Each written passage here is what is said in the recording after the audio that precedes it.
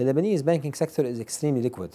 I mean, we have deposits right now. I mean, end of March, so the deposit of the banking sector was around $117 billion deposits,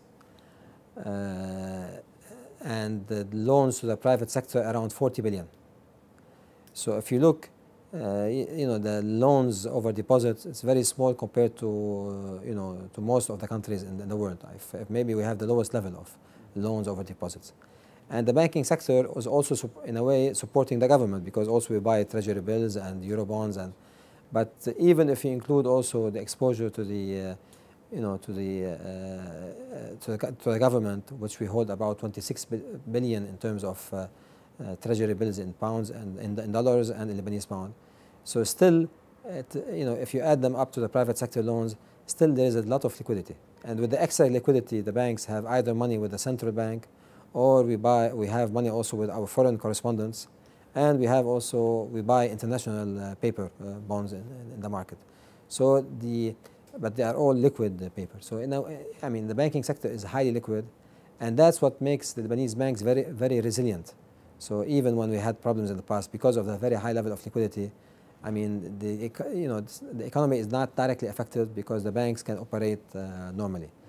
So yes, we see it's a healthy sign to see that there is more, good growth of deposits and a higher growth of deposits and more money, are flowing. But we are not, in a way, dependent on that to be able to continue our lending to the private sector and the public sector, because we have very high level of liquidity.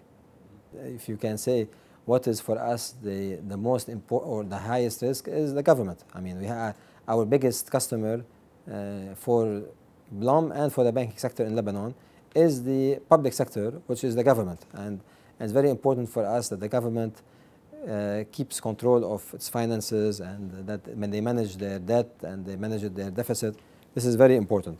Having said that, I have to say that in the last 5-6 years, the government managed to grow. I mean, the economy grew at a much faster pace than the debt.